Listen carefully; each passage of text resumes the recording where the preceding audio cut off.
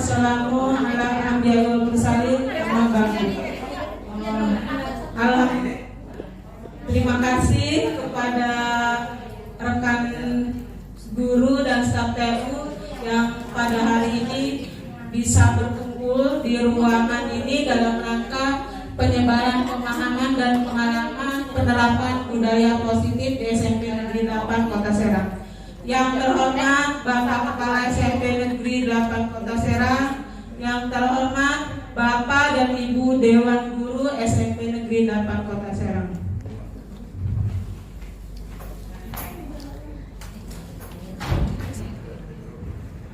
Di sini saya akan memperkenalkan diri. Saya Rohmawati dan rekan saya Ibu Nova Danar adalah CGP Angkatan 8 dari Kota Serang. Nah, di bawah itu ada Pak Madu adalah fasilitator, yang kedua adalah Bu Gusnawati PP dari saya. Yang sebelah kanan ada Bapak Mas Rikan fasilitator dari Ibu Nova dan Ibu Gisni Agustin PP dari Ibu Nova. Baik, saya di sini akan menyebarkan pemahaman 3 konsep budaya positif modul titik 14. Modul 1.4. Yang pertama perubahan paradigma belajar, yang kedua disiplin positif dan nilai-nilai kebajikan universal. Yang ketiga adalah teori motivasi, hukuman dan penghargaan. Dan untuk yang 4 poin akan dipaparkan oleh Ibu Nova.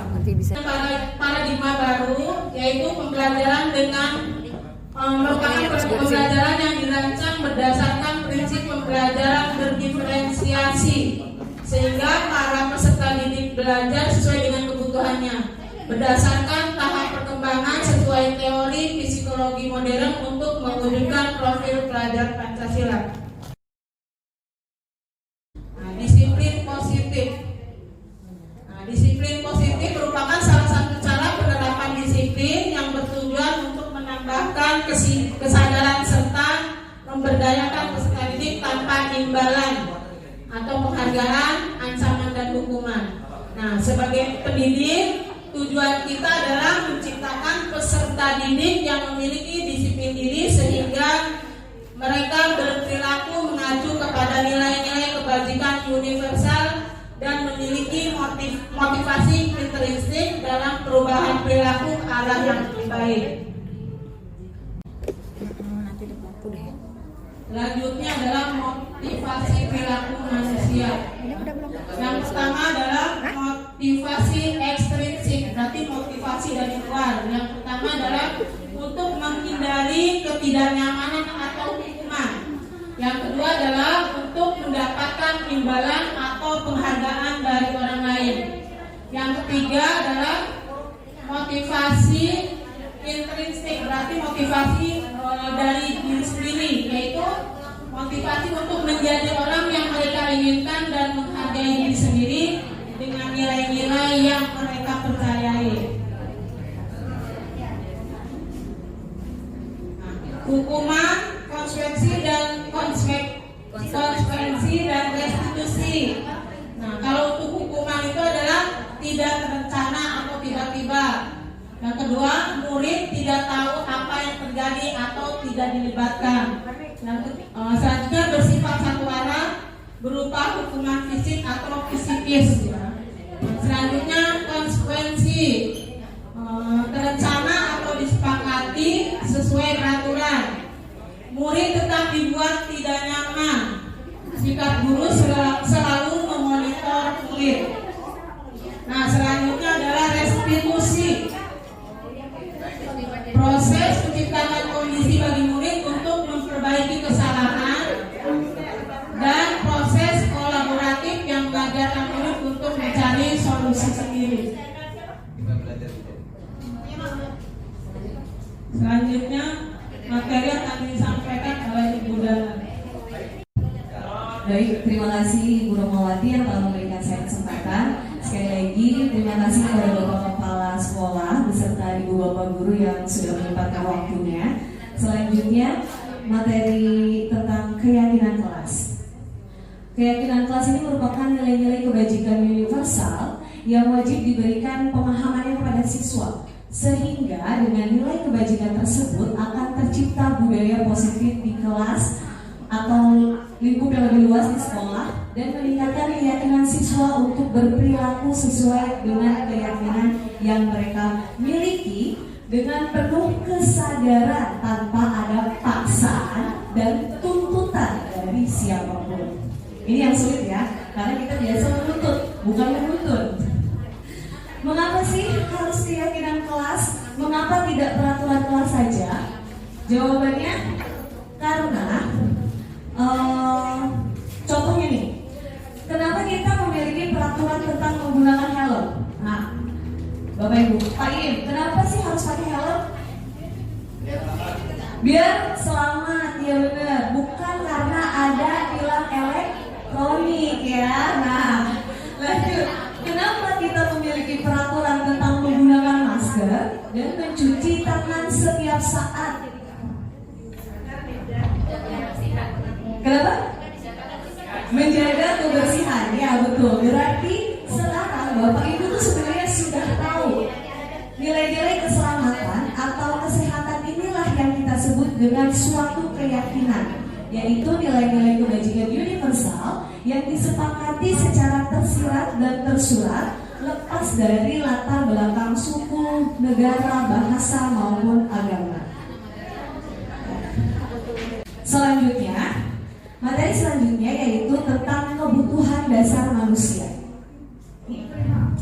Kebutuhan dasar manusia adalah segala sesuatu yang kita lakukan untuk mendapatkan apa yang kita inginkan. Seluruh tindakan yang kita lakukan memiliki tujuan tertentu dan semua usaha terbaik yang kita lakukan dalam rangka kebutuhan dasar kita terpenuhi dengan baik.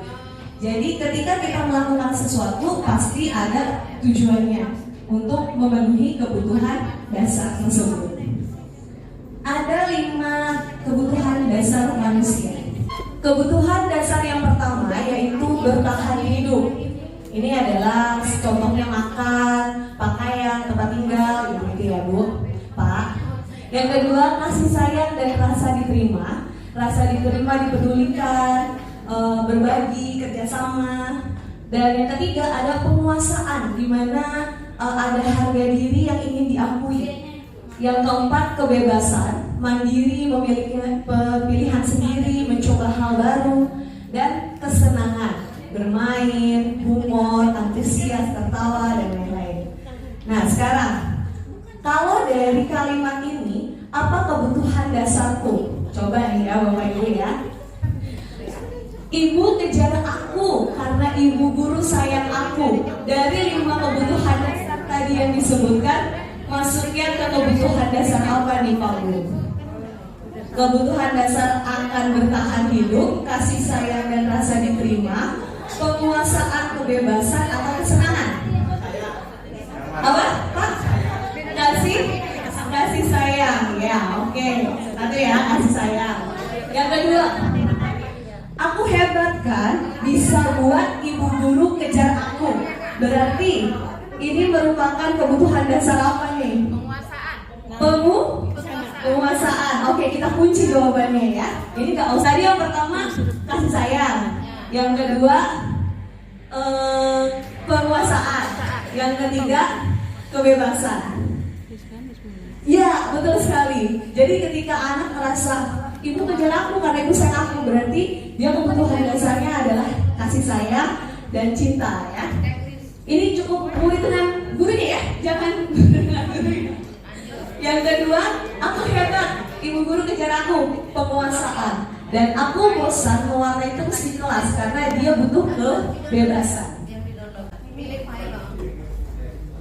Selanjutnya materi mengenai 5 posisi kontrol guru. Nah, ini kita refleksi bersama ya Bapak Ibu. Ada 5 posisi kontrol guru. Yang pertama sebagai penghukum. Yang kedua pembuat rasa bersalah. Yang ketiga pemantau. Yang keempat teman. dan yang kelima manajer. Nah, di posisi manakah Bapak Ibu? Contohnya, ketika ada kasus siswa datang terlambat, kalau penghukum maka dia akan memberikan begini, keliling lapangan 5 kali. Padahal ada nggak korelasinya antara hukuman keliling lapangan dengan datang terlambat? Gak ada ya. Terus kalau membuat rasa bersalah, pasti gurunya akan bilang, berapa kali sih ibu atau bapak harus beritahu kamu, kamu selalu saja mengecewakan ibu. Nah, siapa nih yang suka seperti ini? Ya, kita refleksi masing-masing ya. Kalau anaknya datang terlambat sambil bilang, udah tahu kan konsekuensinya? Kalau datang terlambat berarti ngapain? Oh iya udah, kita pemantau. Dan satu lagi yang paling tinggi kelasnya, posisi tertinggi dan paling bagus dan direkomendasikan itu adalah sebagai manajer, di mana gurunya akan bertanya, kamu tahu kesalahan kamu? Tahu Pak. Kira-kira bagaimana kamu memperbaiki kesalahanmu tersebut? Jadi tidak menghakimi, tapi mengajak anak untuk berkaca kesalahannya apa, bertanggung jawab terhadap kesalahannya. Nah sekarang coba, kalau kata-kata saya kecewa sekali dengan kamu, berarti ini termasuk posisi kontrol yang mana? Saya kecewa sekali dengan kamu, berarti apa Pak Iin? Oh, membuat rasa bersalah. Saya kayak kalau kamu tidak pernah benar melakukannya, berarti membuat rasa bersalah juga. Ini ya. Apa rencanamu untuk menyelesaikan masalah ini? Manajer. Oke, kita kunci jawabannya. Ayolah lakukan demi bapak atau ibu guru. Teman, kamu tidak pernah mendapat nilai jika tidak mengerjakan tugas. Apa? Penghukum. Coba kita lihat jawabannya ya. Nah, benar ya yang pertama membuat rasa bersalah karena ibu atau bapak jadi kecewa nih sama kamu, bikin anak terasa bersalah. Terus kamu tidak pernah benar melakukannya karena dipantau aja, oh nggak benar nih ngelakuinnya nih. Gitu. Manajer benar, apa rencanamu menyelesaikan masalah ini? Dan sebagai teman, ayolah lakukan demi bapak ibu guru, udah benar. Nah yang terakhir, penghukum. Kamu tidak akan pernah dapat nilai jika tidak mengerjakan tugas. Jadi sebagai penghukum posisinya ya.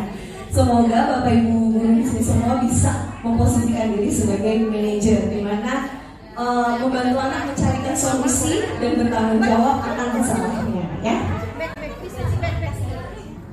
Nah, selanjutnya materi yang ketiga terakhir, maaf. Ini mengenai segitiga restitusi. Halo Bapak Ibu. Hai. Jadi segitiga restitusi ini adalah suatu proses dialog yang dijalankan oleh guru agar dapat menghasilkan murid yang mandiri. Nah, biasanya segitiga restitusi ini sudah bisa kita lakukan apabila posisi kita tadi sudah sebagai manajer ya. Ada 3 tahapan atau langkah dalam segitiga restitusi. Yang paling dasar adalah menstabilkan identitas, yang kedua validasi tindakan yang salah, dan yang ketiga menanyakan keyakinan. Menstabilkan identitas. Ini biasanya prinsipnya guru memaklumi bahwa kesalahan itu adalah sebuah proses dari pembelajaran. Jadi biasanya seorang guru akan berkata, berbuat salah itu wajar kok, atau tidak ada manusia yang sempurna. Nah, jadi memaklumi seakan-akan kesalahannya untuk menstabilkan identitas anak tersebut. Yang kedua, validasi tindakan yang salah, di mana prinsipnya setiap perilaku berupaya untuk memenuhi kebutuhannya. Jadi yang tadi saya katakan bahwa ketika anak melakukan sesuatu, pasti dia ada alasan untuk memenuhi kebutuhannya. Contohnya, ketika guru mengatakan, kamu pasti punya alasan mengapa melakukan hal itu, atau kamu melakukannya karena mempertahankan sesuatu yang penting bagimu. Jadi gak apa-apa, terbukalah untuk menceritakan masalah itu dan bagaimana solusinya di menanyakan keyakinan. Nanti baca dulu ya.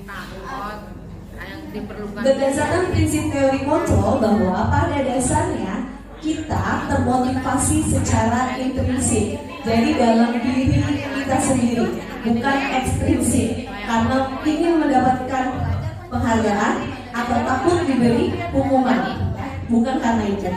Nah, nanti di di langkah yang ketiga ini biasanya guru akan menanyakan apa keyakinan kelas kita, nilai-nilai apa yang telah kita sepakati dan sekarang kamu belum sepakati. Profil. Nah, yang terakhir kita akan berbagi, saya akan membagikan sedikit pengalaman penerapan budaya positif yang telah dilakukan saya dan juga Ibu Rohmawati. Yang pertama, contoh penerapan segitiga restitusi tadi ya. Itu doang. Di sini ada sebuah kasus di mana Aulia, ketua kelas, memarahi temannya karena tidak sengaja memakai sepatu ke dalam kelas selesai kelas dibersihkan. Nah, kalau dilihat dari menstabilkan identitas, maka nanti kita akan mengajak anak untuk merefleksikan diri, ya, bahwa wajar kok kalau kamu marah, kamu kan habis pikir, pasti capek kan? Nah, itu adalah menstabilkan identitas. Terus memvalidasi tindakan yang salah.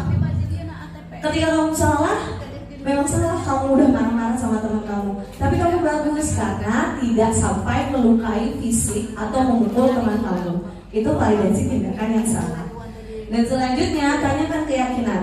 Tapi, apakah dengan marah-marah itu sudah cara yang benar? Itu jadi menanyakan keyakinan.